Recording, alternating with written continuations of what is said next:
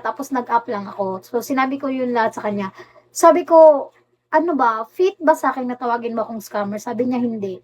Oh, ano yung reason bakit gumawa ka ng account? Bakit ginawan mo ko ng account dito sa Bigo? Para siraan ako or ganun-ganun. Sabi niya, wala, parang ano lang, nadala lang ako sa emotion ko. Tapos ganun-ganun. Kasi nga, di ba, madami ng, ano, hindi ko na siya masyadong na-entertain. Kasi, syempre naman, sino ba mag-entertain ka ng 5K?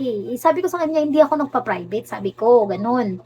So, yun, sabi ko, may resibo ko sa'yo, tapos ikaw wala kang mapakitang resibo. Yun, tapos, in the end of our conversation, humingi po siya ng sorry sa akin. So, na ano na po, sorry accepted naman. Gidawat na ko yung sorry guys. After ito, sabi ko sa kanya, pag may na ano, pag public only char.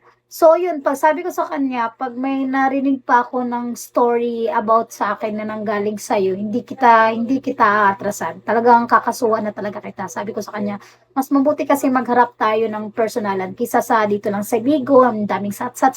Mas maganda talaga yung personalan. Sabi ko sa kanya. Tapos sabi niya sa akin, oh, promise, hindi na po talaga mauulit. Sabi ko sa kanya, kilala mo ako. Alam mo kung ano yung mga backer ko. Sabi ko, pero hindi ko naman means na pinagmamalaki ko yun ha. Sabi ko, kasi nga, di ba, syempre, alam niya, takot din siya sa akin kasi yung ano ko, syempre, yung apuhan ko, yung parang, grandfather ko po kasi is isa po kasi sa mga pinakamalaki na tao dito sa Cebu. So, parang yun po kasi yung reason na hindi ko alam kung bakit hindi siya umaatras siya sa akin. So, sabi ko sa kanya, hindi talaga kita aatrasan kasi pangit kasi yung mga pinagsasabi mo pero wala ka namang proof. Sabi ko, kung may natulong ka sa akin, thank you. Pero kung may natulong ka sa akin, hanggang dyan lang yan. Hindi mo na kailangan ipag-ano, diba? Hindi mo na kailangan ibalik-balik or hindi, parang nagbubuy-buy ka. Yun, hindi yung tama, guys. If you're going to help someone, so you have to help it with all your heart. Hindi mo na kailangan sumbatan, 'di ba? Tama 'yon? So, let's go. Sayo na tayo ulit. Putang ina. 'Yun lang ni Sir A. At least, 'di ba, okay na ako. I have my peace of mind. Sabi ko, ilang months na ba yung dumating, ilang months na tapos hindi ka pa nakapag-move on, may shota ka na. Ako okay na ako sa buhay ko. Sabi ko, may peace of mind ako, masaya ako sa buhay ko. 'Di ba? So, 'yun.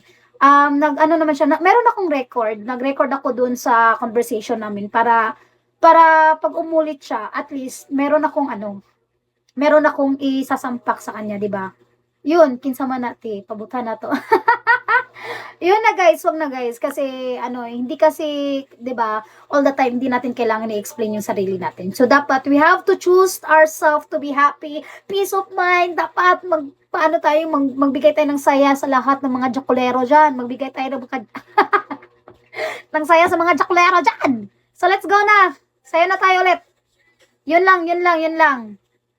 Focus sa kuta. Oh, focus ako sa kuta. Putang ina, walang nagbibigay ng pera sa akin dito sa Bigo. Walang naging sponsor sa akin, guys. So, kailangan kong mag-focus, maghanap ng pera. Diba, Mr. A?